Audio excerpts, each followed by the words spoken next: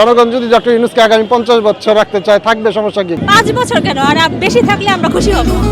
জুলাই অভ্যুত্থানে রাজধানীর উত্তরায় গঠিত হয়েছে অরাজনৈতিক এক শক্তি। সাধারণ ছাত্র এবং নানা শ্রেণী পেশার এই মানুষগুলোর অধিকাংশই চায় ডক্টর ইউনূসের নেতৃত্বে অন্তর্বর্তীকালীন সরকারকে আরো দীর্ঘমেয়াদে ক্ষমতায় দেখতে। আমি ডক্টর ইউনূসকে আরো কয়েক বছর দেখতে চাই, উনি দেশে থাকুক, দেশে উন্নয়নের কাজে থাকুক। যেহেতু ডক্টর ইউনূস অনেক শিক্ষিত পারসন, আমার কাছে মনে হয় উনি থাকা বেটার হবে। আমার মতে 4-5 বছর এই সরকার না থাকলে আমরা আবার ওই আগের জায়গায় ফিরে যেতে পারি আর কি। আমরা ওনাকে চাই, আরো চাই। জুলাই অভ্যুত্থানের পরপর অভ্যুত্থানে অংশ নেওয়া বিশাল একটি শ্রেণী এবং স্থানীয় শিক্ষা প্রতিষ্ঠানগুলোর শিক্ষার্থীদের একাংশ মিলে গড়ে তুলেছে একাধিক অরাজনৈতিক সংগঠনও। যেসব সংগঠন নানা উৎসব পার্বণে একত্রিত হয়ে আয়োজন করছে বিভিন্ন অনুষ্ঠান। দলমত নির্বিশেষে বেশ সাড়াও মিলছে এসব আয়োজনে। স্থানীয় প্রশাসনের সাথেও তাদের সখ্যতা বেশ চোখে পড়ার মতো। ফ্যাসিবাদ বিরোধী ছাত্র জনতা নামে একটা প্ল্যাটফর্ম আছে, সাথে আমাদের জুলাই রেভলিউশন অ্যালায়েন্স আছে। পুরো প্রোগ্রামটা অর্গানাইজ করার ক্ষেত্রে থেকে বা ডেকোরেশনের ক্ষেত্রে থেকে আপনার ফ্যাসিবাদ বিরোধী ছাত্র জনতা যারা আছে তারা কাজ করেছে।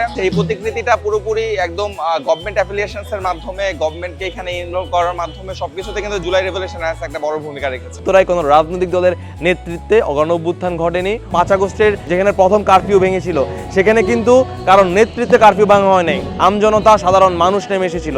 অরাজনৈতিক এই শক্তি বা সংগঠনগুলো রাজনীতি এবং ক্ষমতাকে প্রশ্ন এবং প্রয়োজনে চাপে রাখতে পারবে বলে আশাবাদী এই সকল ছাত্র জনতা।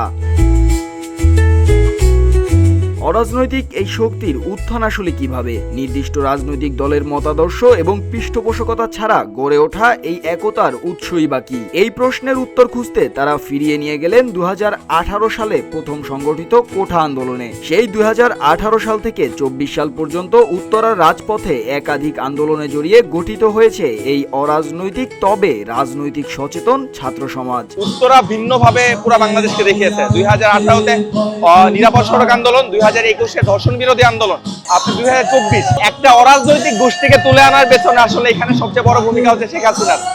যখন রাজনৈতিক দলগুলা ফেল করেছে, গোটা বাংলাদেশকে পুরোপুরি দেখিয়ে দিতে যে আমরা আসলে সরকারকে চালাতে পারছি না, তখন একটা অরাজনৈতিক গোষ্ঠী উঠে এসেছে যারা দেখিয়ে দিতে চেয়েছে যে না, আমরা রাজনৈতিক বলয়ের বাইরে গিয়ে ফ্যাসিবাদকে উতরে ফেলবো।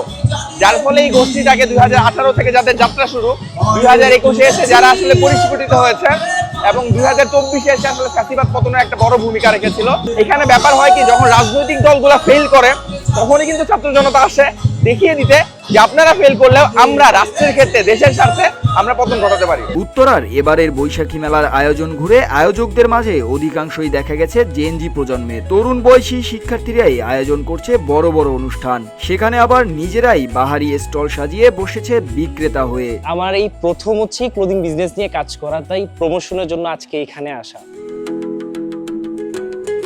মুস্তাফিজ আবির, রূপালী বাংলাদেশ, উত্তরা, ঢাকা।